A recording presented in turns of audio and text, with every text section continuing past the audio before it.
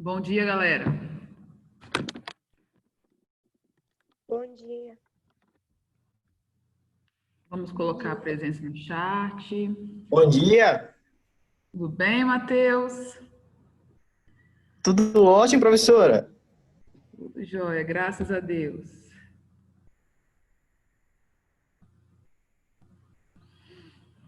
Voltando à ativa hoje.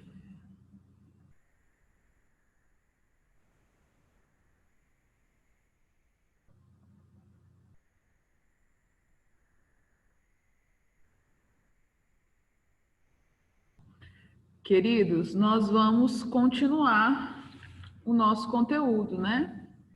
Nós paramos em Renascimento, o capítulo tem dois temas, né? O primeiro nós já trabalhamos, o segundo, primeiro Renascimento nós trabalhamos, eu vou recordar algumas coisinhas com vocês. O segundo é Reforma Protestante, ok? Vamos lá, deixa eu compartilhar o material aqui.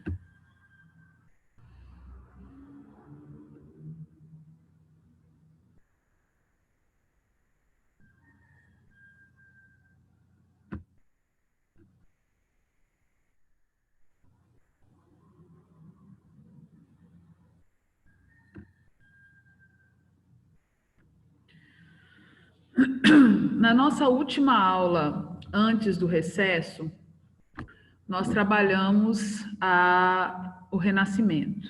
E eu disse para vocês que o Renascimento faz parte de um conjunto de transformações que começam no final da Idade Média e se potencializam no início da Idade Moderna, né? E aí, para recordar, nós trabalhamos um quadro que trazia essa mudança de pensamento, né? Do homem medieval para o homem moderno. A construção desse momento da história. Por que o material traz esses dois conteúdos no mesmo capítulo? Porque foram temas, foram momentos históricos que aconteceram ao mesmo tempo, né? O Renascimento cultural é fruto das transformações do século XIV, do Renascimento comercial, do Renascimento urbano. Ele é fruto do monopólio estabelecido pelos italianos e pelos árabes no mar Mediterrâneo, que potencializou esse comércio e permitiu o nascimento dos mecenas, né? O investimento, melhor dizendo, dos mecenas na arte e na ciência. E aí, na nossa última aula, nós trabalhamos também como foi a construção dessa arte, né? Partimos para o naturalismo, para as obras com perspectiva, com técnicas diferentes do que existia antes, no período medieval. Falamos dos principais artistas, dos principais cientistas, dos homens que propuseram mudanças significativas sobre a arte, principalmente, né? Sobre as manifestações da época. E aí, na segunda parte, nós vamos falar do porquê que o Renascimento acabou, né? Na verdade, foram dois motivos que fizeram o Renascimento entrar em crise. O Renascimento cultural. O primeiro foi a necessidade da burguesia em investir na expansão marítima, que é o nosso próximo tema. A expansão marítima ela vem como uma opção para o fim do monopólio árabe-italiano no mar Mediterrâneo, provocando modificações também em toda a história, né? Nós vamos falar no próximo capítulo. E a segunda foi a contra-reforma, a resposta à reforma protestante.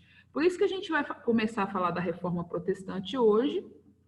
Não sei se vai dar para falar tudo, né, aqui nessa aula, mas eu vou tentar dar uma aceleradinha para a gente acabar esse capítulo.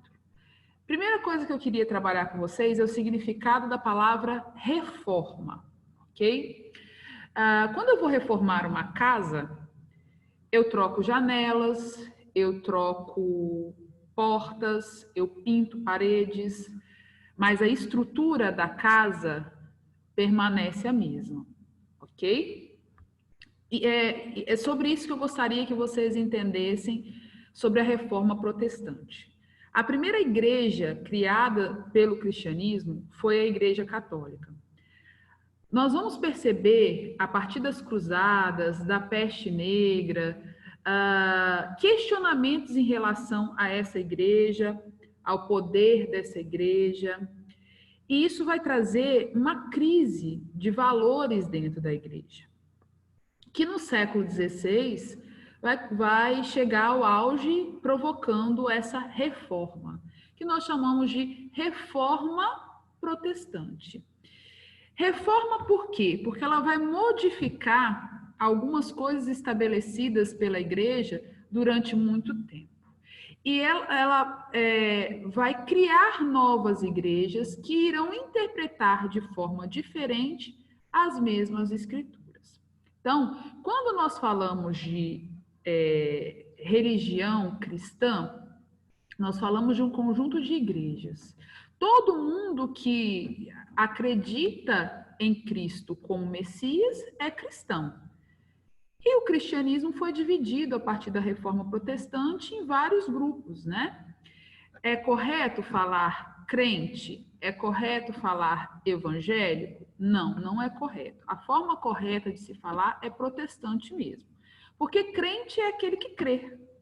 E evangélico é aquele que segue o evangelho. Todo cristão crê e todo cristão segue o evangelho. Ou pelo menos deveria, uma vez se autodominando cristão, entendeu?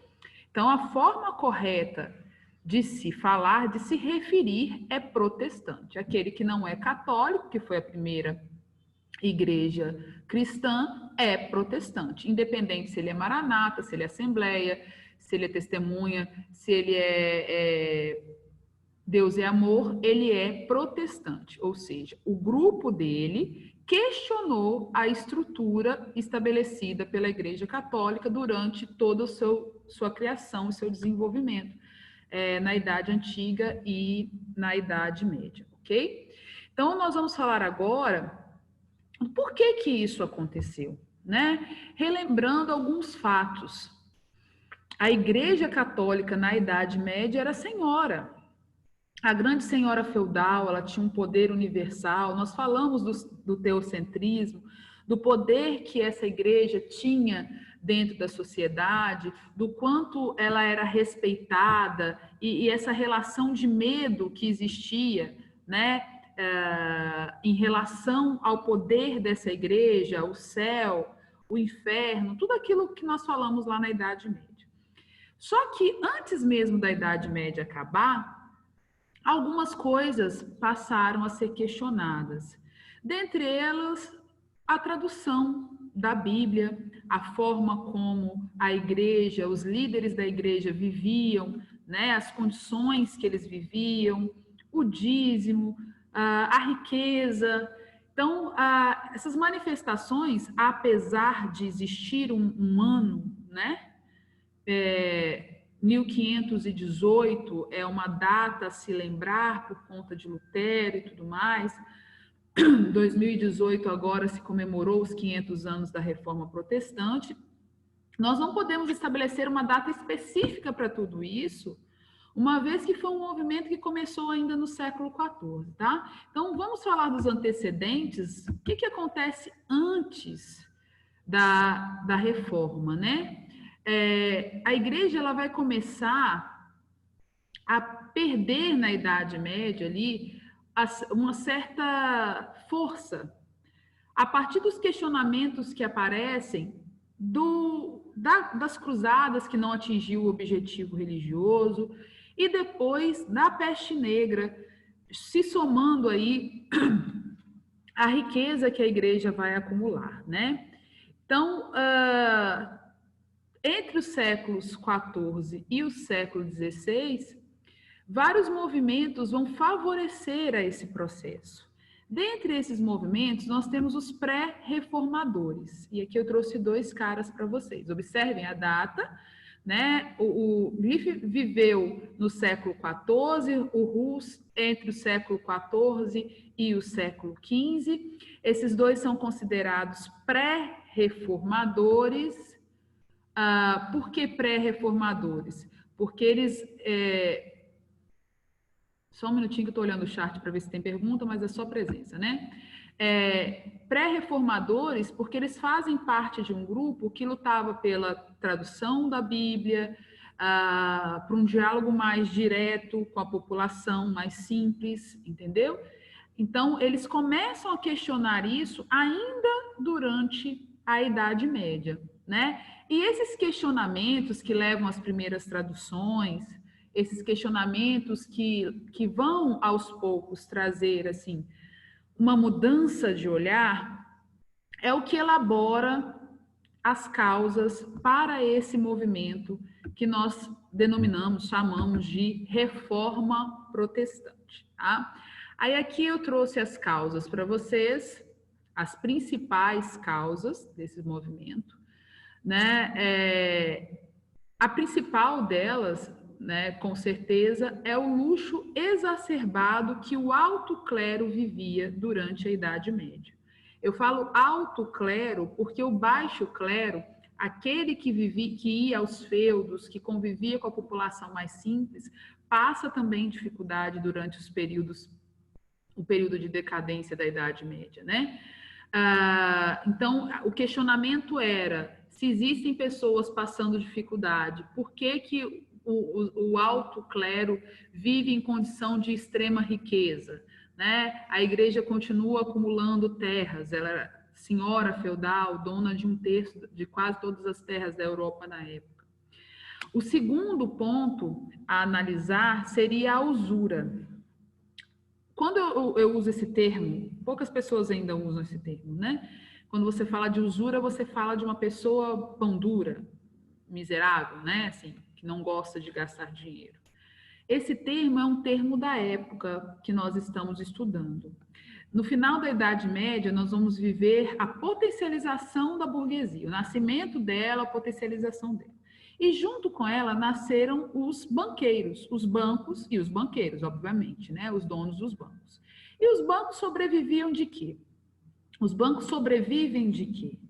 Os bancos sobrevivem dos juros dos empréstimos que eles fazem, correto? Então, a igreja começou a questionar e a condenar o juro que esses burgueses cobravam das pessoas. Então, a igreja considerava que os empréstimos a juros era uma coisa que não deveria ser perdoada. Então, a burguesia não se sentia à vontade dentro dessas declarações da igreja. É como se o trabalho deles dentro desses bancos, né, fosse um pecado que eles não poderiam ser perdoados.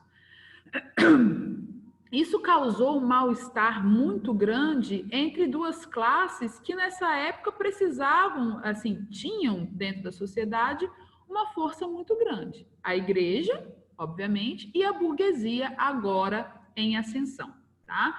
O terceiro ponto que eu trouxe aqui para vocês é a simonia, uma expressão pouco usada também, mas era uma prática muito comum na época, que a igreja usava também para seu enriquecimento, que era a venda de relíquias e de cargos eclesiásticos.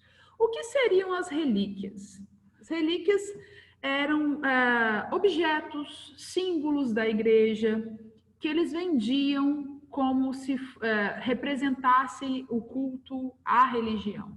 Há um pedaço do tecido que envolveu o corpo de Cristo. A imagem Indulgências? Simonia são as relíquias. Indulgências eu vou explicar daqui a pouquinho. Era o perdão. É o perdão. A indulgência é o perdão, no caso, é a venda do perdão, né? A simonia era a venda de relíquias, desses símbolos que eu falei para vocês, e de cargos eclesiásticos. Como assim, Marcelo? Eu sou um nobre, quero colocar meu filho na igreja para ser um representante da igreja, Ah, mas precisa ficar muito tempo, estudar muito tempo. Eles compravam esses títulos para que eles não ficassem tanto tempo estudando, né? Cargos dentro da igreja eram comprados por pessoas. Então, a partir do momento que isso foi descoberto, virou também um questionamento, ok? E o segundo ponto aqui desse nosso parágrafo, do terceiro parágrafo, é a venda da indulgência. Venda da indulgência nada mais é do que o perdão.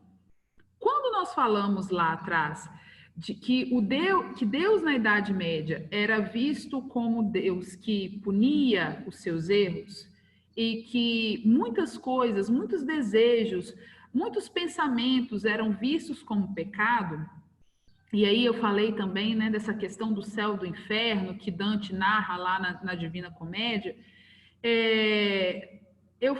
a igreja o que fez? Ela começou a vender, né, durante esse processo, o perdão, o lugar no céu.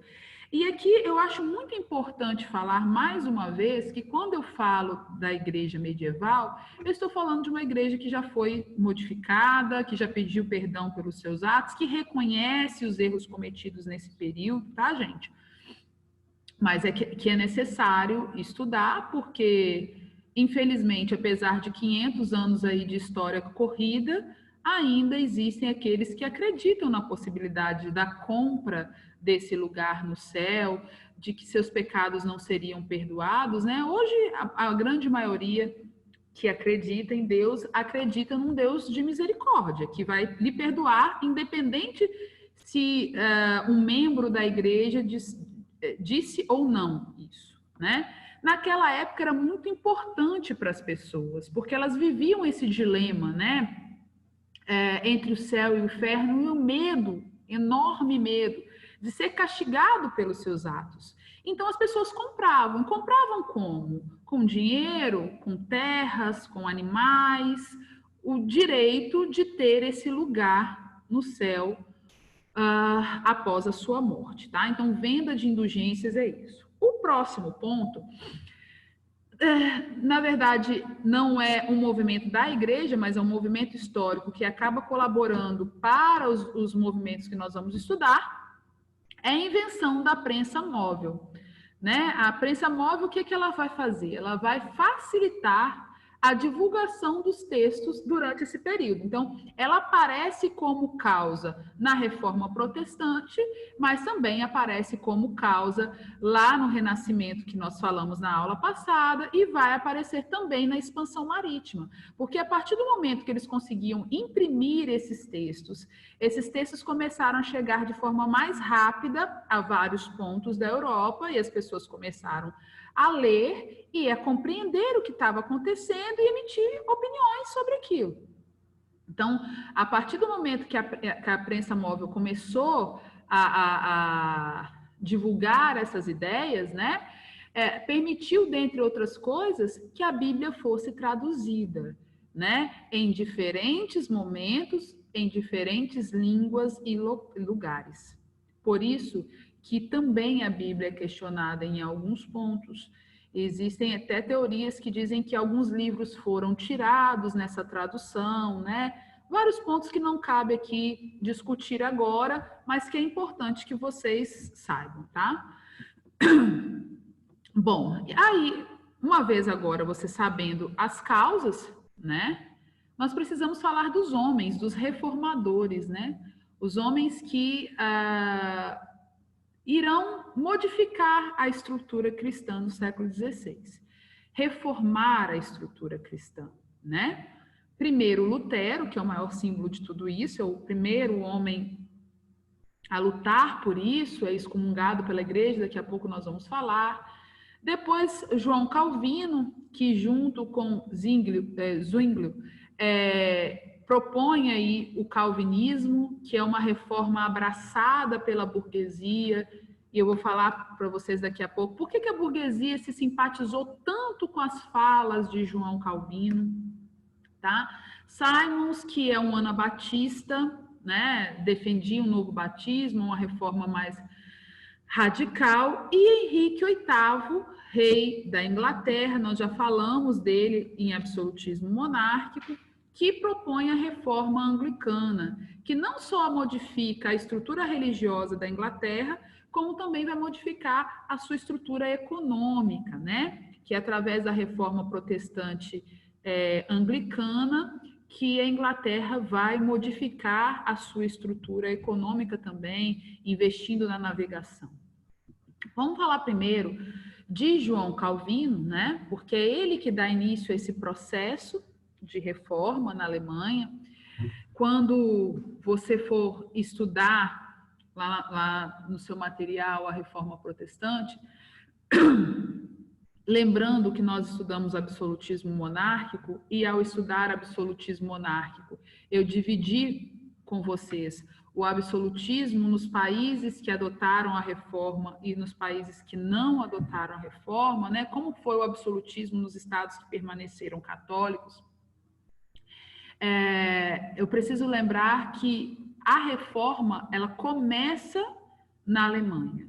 Ela vai atingir outros lugares, mas ela começa lá com Lutero, que era um monge de origem simples, não era um homem rico, que observa dentro dos seus estudos, no ambiente que ele vivia, que muitas coisas estavam acontecendo de errado na concepção dele, né? E essas coisas começam a piorar quando o Papa Leão X permite o monge alemão Tetzel de vender as indulgências na rua para a construção da Basílica de São Pedro. E aí, quando Lutero vê Tetzel, que era um dominicano, vendendo perdão em nome do Papa, ele começa a reivindicar isso. Ele conhecia as vísceras da igreja. Ele conhecia o que acontecia por dentro dela, porque ele era um monge, né? Teólogo, filósofo e tal. E aí ele começa a questionar. Em 1517, ele tem uma discussão difícil com Tetzel, ele denuncia o fato, ele era contra isso, e ele dizia que o que Tetzel estava fazendo era errado porque não existia compra do perdão. Como Tetzel, obviamente, reagiu como superior a ele dentro da igreja, ameaçou Lutero, Lutero, ao invés de recuar, resolveu escrever as 95 teses. O que foram as 95 teses? Foram 95 pontos, parágrafos, onde ele condenava a venda de indulgências, de cargos eclesiásticos e a simonia, né? Principalmente a venda de indulgências, onde ele dizia que você só poderia ser salvo pela sua fé e mais nada. Lutero, então, pega essas 95 teses, pendura na frente da catedral da sua cidade, divulga essas ideias e logo assusta os principais membros da igreja. Então, ele passa a ser julgado por essa ação. Em 1520, ele é excomungado, ele é expulso da igreja. Ao ser expulso da igreja, ele sai a divulgar as suas ideias. Primeiro, obviamente, na Alemanha, depois na Suécia, na Dinamarca, na Noruega. E essas ideias acabam sendo ouvidas e também repensadas por quem ouviu primeiro. Então, Lutero dá o primeiro passo, que foi extremamente importante, e esse primeiro passo quebra uma corrente dentro do cristianismo. Agora, o cristianismo tinha outra denominação, tinha outra igreja, que foi a igreja luterana. Por isso que em 2018, um movimento muito grande foi feito em comemoração aos 500 anos da Reforma Protestante. Muitas matérias nos guias de estudantes aí diziam que precisava estudar bastante, que poderia cair, né? acabou que não caiu no Enem, mas também foi relevante para estudar o crescimento do movimento protestante no mundo, principalmente no nosso país. Por quê? O Brasil é um dos países onde o movimento protestante mais cresce. Existe uma perspectiva que em 2025 teremos o mesmo número de protestantes e de católicos. E o Brasil foi durante muito tempo o maior país católico do mundo. Né? Então, é importante compreender essa história, de onde que ela vem e quais caminhos ela está tomando, né? Uma vez que hoje não existe muito critério também para se abrir uma igreja. Então, a gente pode também, no continuar do conteúdo, debater sobre isso, ok? Vou passar para outra reforma, a reforma calvinista. Como eu disse para vocês, Lutero dá o primeiro passo. Esse primeiro passo foi extremamente importante para novos questionamentos, e aí João Calvino pega a ideia de Lutero e desenvolve essa ideia. Né? Em 1536, ele começa a defender ideias ainda mais radicais do que as de Lutero. No caso, João Calvino, da Suíça, né? Dentre todas as ideias que ele defendeu, a mais forte foi a predestinação. Essa ideia, olha lá, está no segundo parágrafo, acompanha aí. Segundo o qual o trabalho e a prosperidade alcançada por meio dele são sinais de bênção divina e de salvação da alma. Isso aqui, gente, é fundamental para você compreender a diferença do desenvolvimento dos países que permaneceram católicos e dos países que adotaram a reforma protestante. Eu disse para vocês que uma das principais coisas que provocou a crise na Igreja Católica foi o fato da Igreja Católica condenar a usura, ou seja, o empréstimo com juros exacerbados, juros altos. A Igreja condenava isso. João Calvino vai dizer que se o burguês, se o banqueiro ou se o agricultor, independente de qual condição você esteja, um manufatureiro, o dono de uma oficina, ele está enriquecendo porque ele está predestinado a isso. E que a riqueza adquirida fruto do seu trabalho, independente de qual seja o trabalho, né, que seria então uma bênção, uma salvação, um sinal de salvação. E isso vai modificar muitas coisas dentro da sociedade na época. Porque vai nascer ali, nessa transição da Idade Média para a Idade Moderna, um novo olhar sobre o capitalismo, um novo olhar sobre as finanças e um novo olhar sobre o trabalho.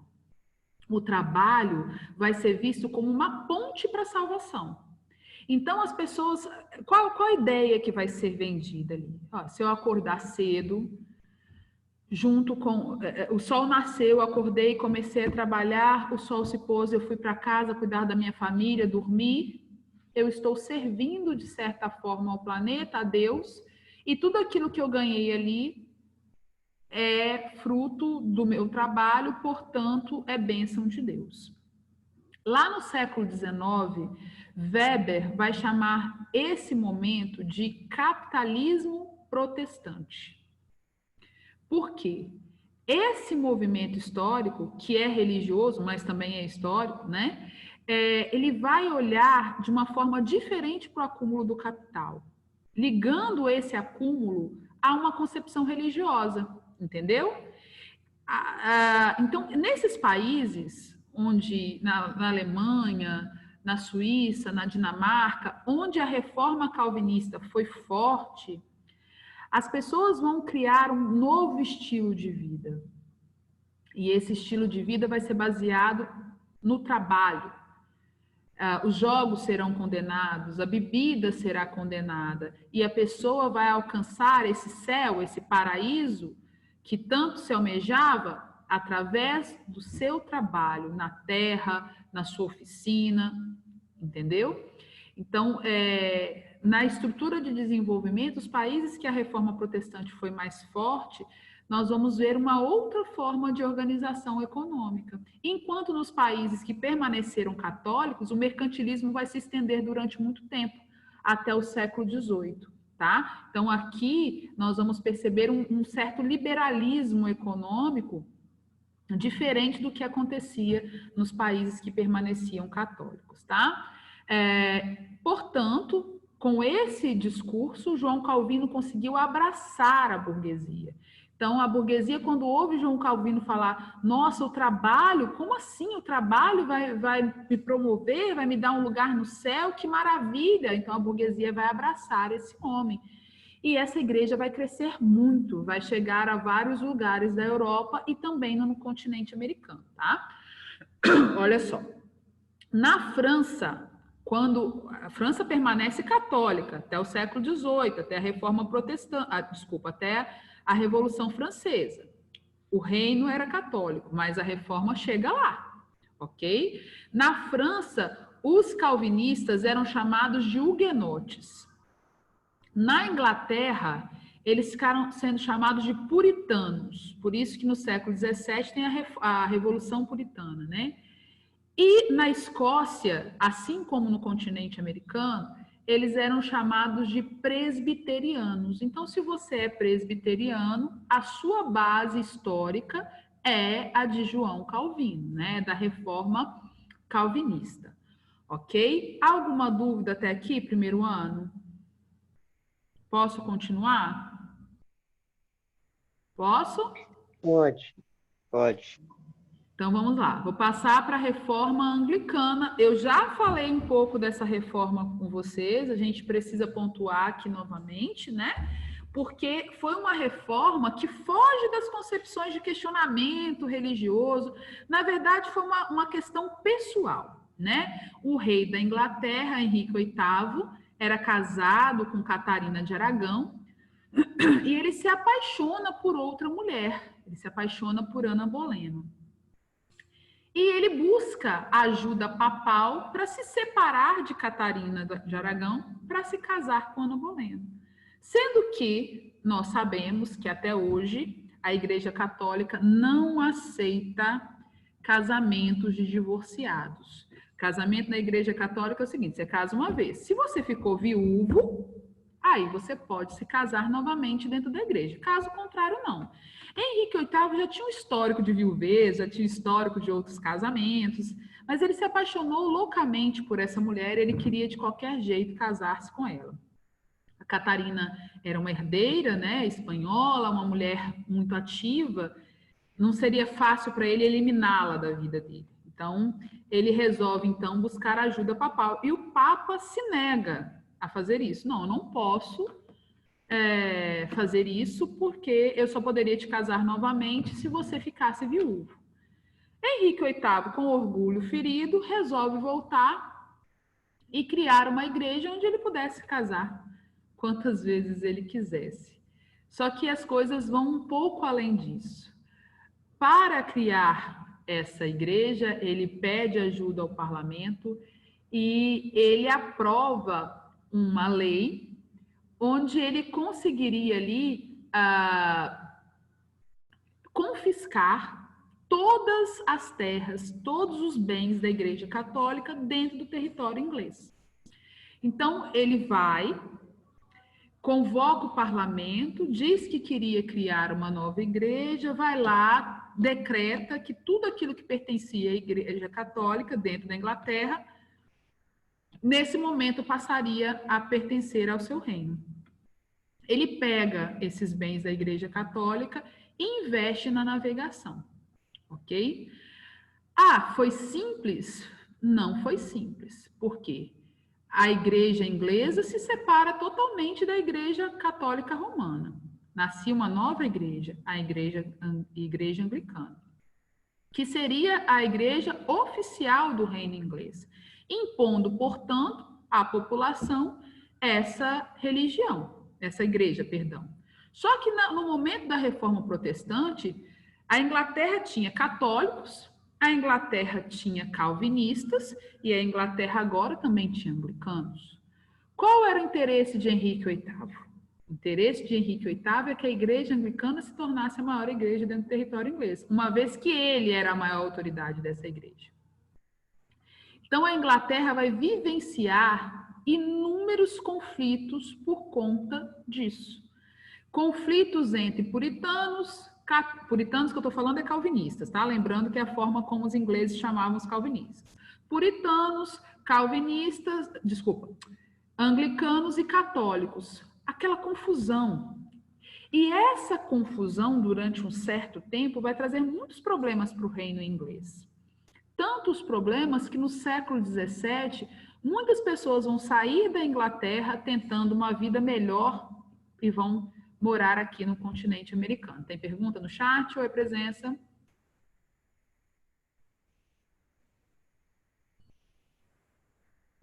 O nome anglicana é de anglo, da origem deles. Peraí que eu não estou conseguindo...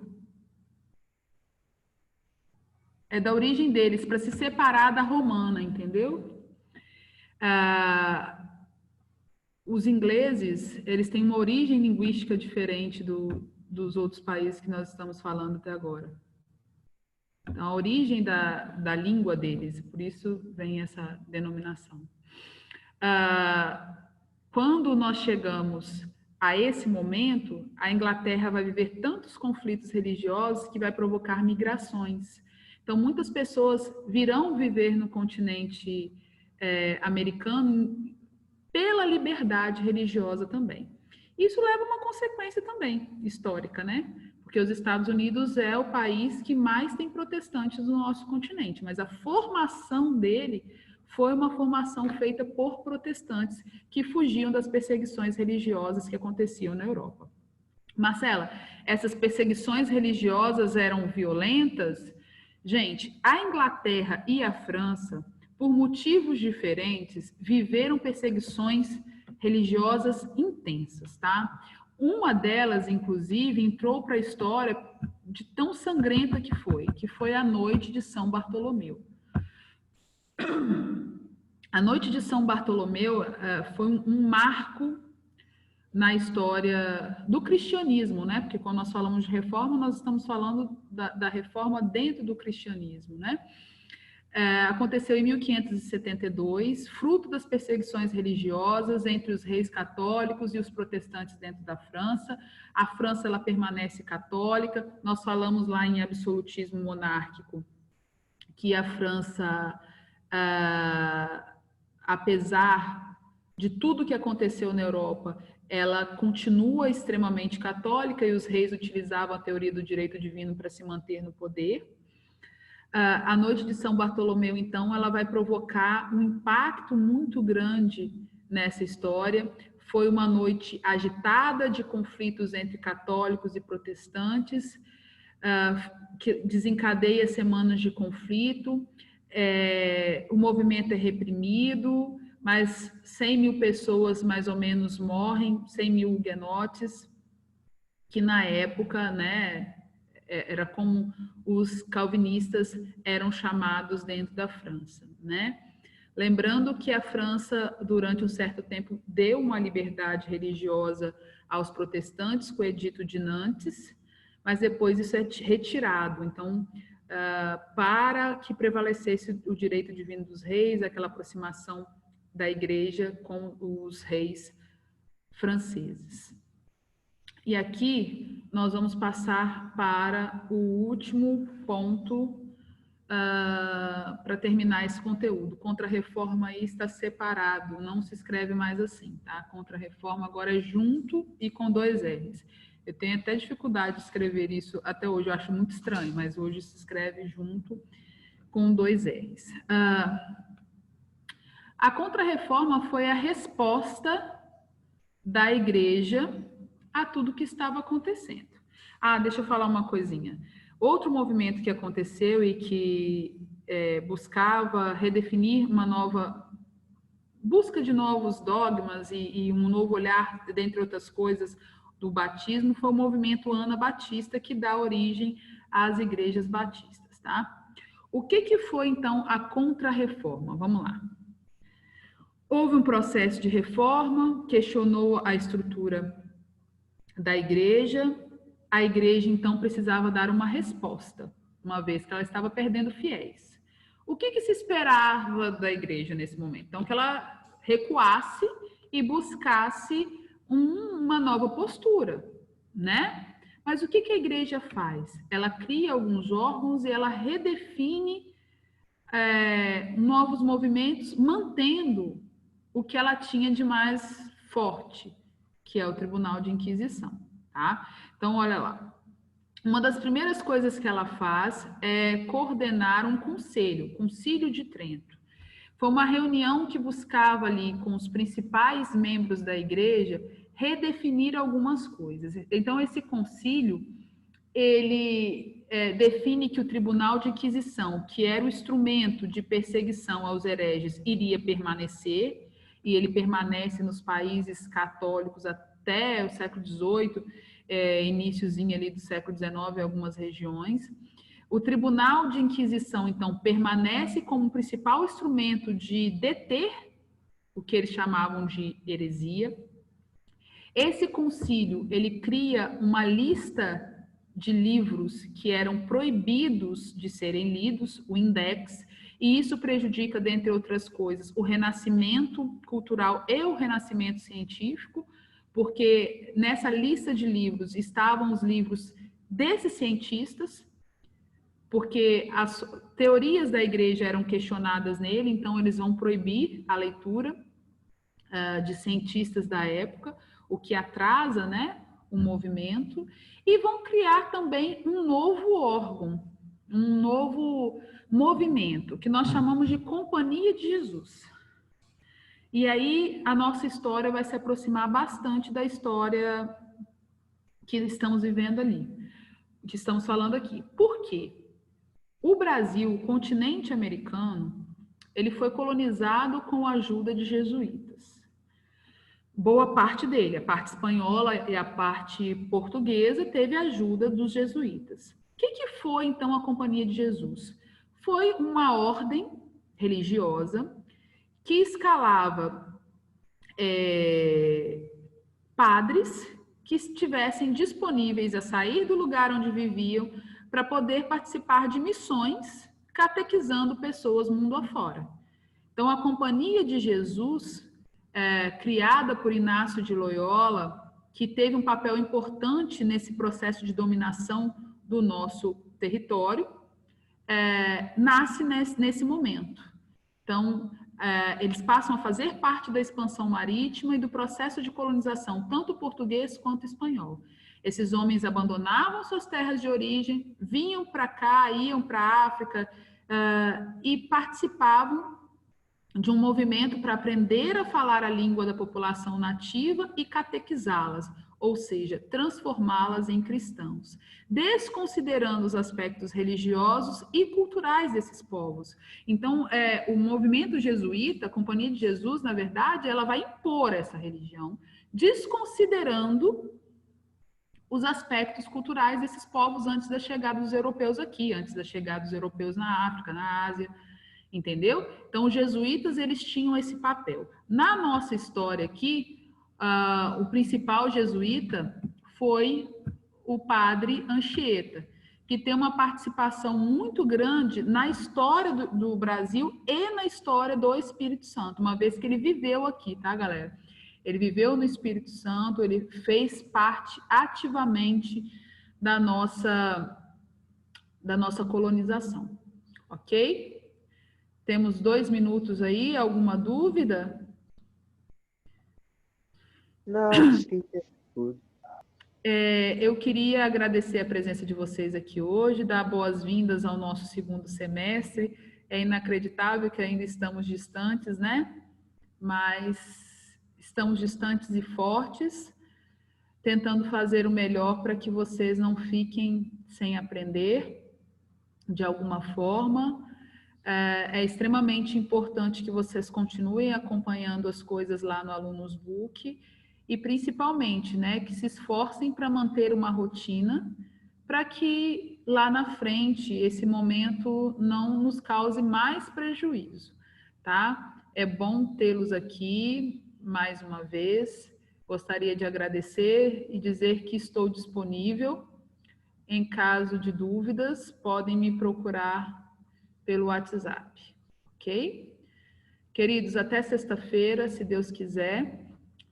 Bom restinho de dia para vocês. Beijinho, tá? Tchau.